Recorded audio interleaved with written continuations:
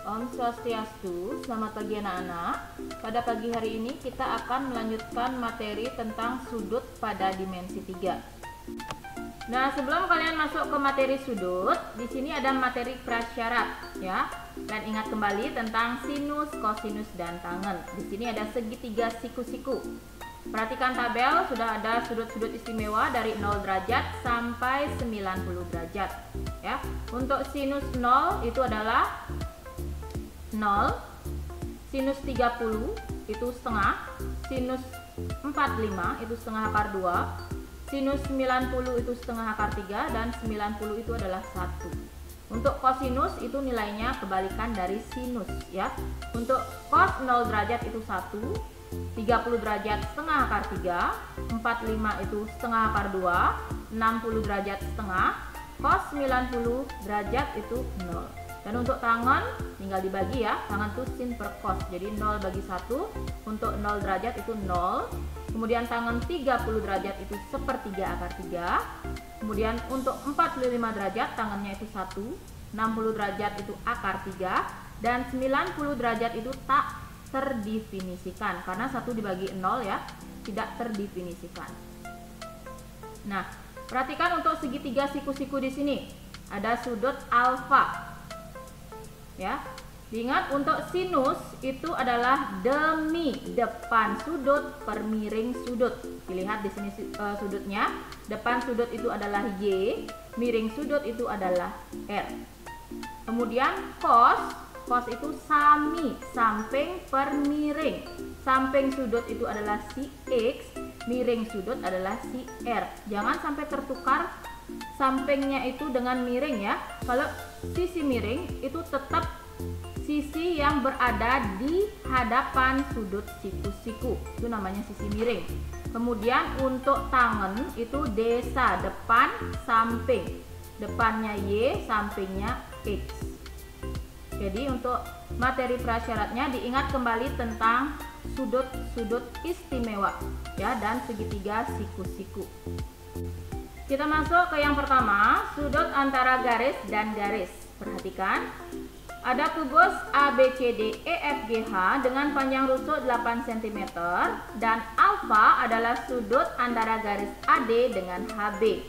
Nah, kalian disuruh menentukan sin alfa. Berapa nilai dari sin alfa? Perhatikan pembahasannya. Di sini sudah ada kubusnya dengan panjang rusuk 8 cm dan garis AD di sini rusuk alas di bawah ya.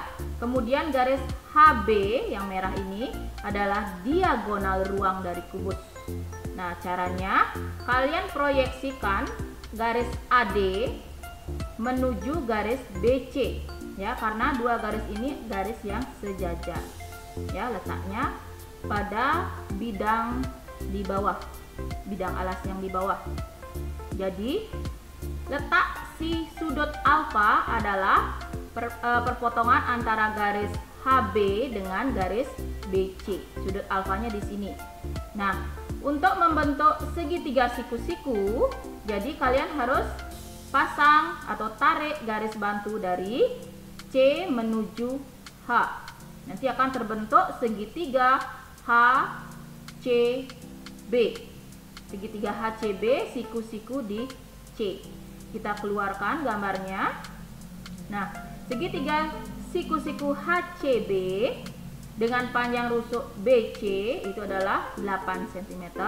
Kemudian H ke C ini adalah diagonal bidang. Itu panjangnya sisi akar 2, jadi 8 akar 2. Kemudian si HB itu diagonal ruang, panjangnya adalah sisi akar 3.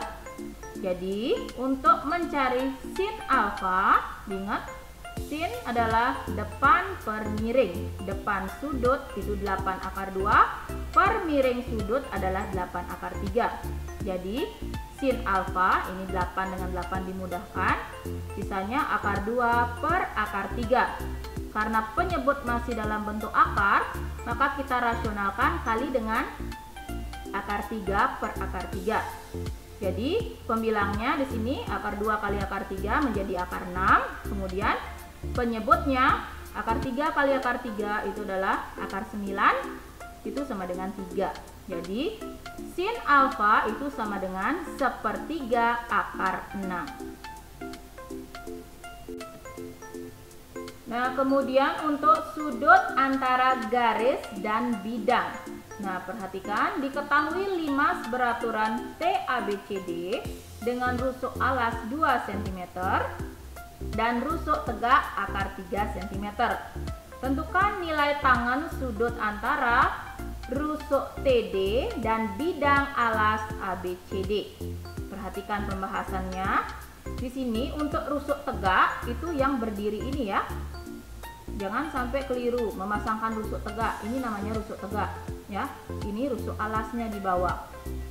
Nah, di sini sudah ada gambar limas TABCD dengan panjang rusuk alas 2 cm dan panjang rusuk tegak akar 3 cm.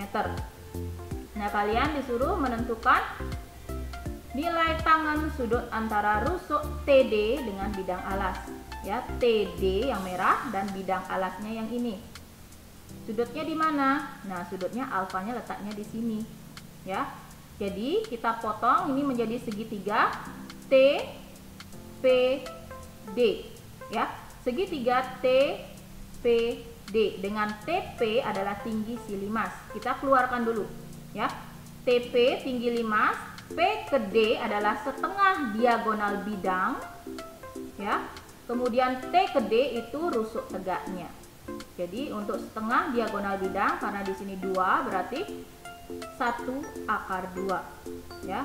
Jadi untuk tangen, kita kembalikan ke rumus. Tangen itu adalah desa, depan per samping. Sudutnya di sini di titik D, ya. Depan sudut itu adalah si TP, per samping sudut adalah 1 akar 2 atau akar 2 saja boleh ditulis, ya. Berarti tangen alfa itu adalah TP per PD. Jadi kita cari si TP terlebih dahulu dengan konsep Pitagoras, ya. Sisi miring kuadrat dikurangi salah satu sisi tegak kuadrat, nanti diakarkan. Jadi TP itu sama dengan akar dari akar 3 kuadrat dikurangi dengan akar 2 kuadrat. Jadi hasilnya akar dari 3 kurangi 2 sama dengan akar 1 itu 1. Jadi untuk tan alfa itu adalah TP-nya 1, PD-nya akar 2 sama dengan setengah akar 2. Setengah akar 2 ini diperoleh dari perkalian mengalihkan dengan akar 2 per akar 2, ya, dirasionalkan. Jadi hasilnya tan alfa adalah setengah akar 2. Nah, untuk yang terakhir di sini ada sudut antara dua bidang. Perhatikan ada kubus ABCD EFGH dengan panjang rusuknya 4 cm. Tentukan cos antara bidang BEG dan EFGH. BEG ini yang biru ya, segitiga biru ini. Kemudian bidang EFGH itu bidang tutupnya yang di atas. Nah, sudutnya yang mana? Sudutnya nanti di sini, ya. Sudutnya di sini kita ambil saja segitiga PFB. Ya, kita keluarkan segitiga PFB dengan panjang P ke F itu adalah setengah diagonal bidang. Jadinya 2 akar 2. Kemudian F ke B itu 4 cm, itu rusuknya. Nah, kita masuk ke rumus cos, itu adalah sami, samping per miring. PF per PB. Nah, karena di sini PB-nya belum diketahui sisi miringnya, kita cari pakai Pitagoras. Jadi PB itu sama dengan akar 4 kuadrat ditambah dalam kurung 2 akar 2 kuadrat. Ya, 4 kuadrat itu 16, 2 akar 2 kuadrat itu 8. Nih, ingat 2-nya dikuadratin, akar 2-nya juga dikuadratin. Jadi akar 24. Akar 24 itu sama dengan 4 kali 6. Jadi PB itu adalah 2 akar 6. Ini akar 4-nya keluar ya, jadi 2, sisanya akar 6. Nah, kita masuk ke rumus cos. Cos samping per miring. Sampingnya 2 akar 2, miringnya 2 akar 6, si PB. Nah, jadi 2 dengan 2 bisa kita sederhanakan, kita coret. Jadi sisanya akar 2 per akar 6. Nah, karena penyebut masih dalam bentuk akar, jadi kita harus rasionalkan. Dikali dengan akar 6 per akar 6.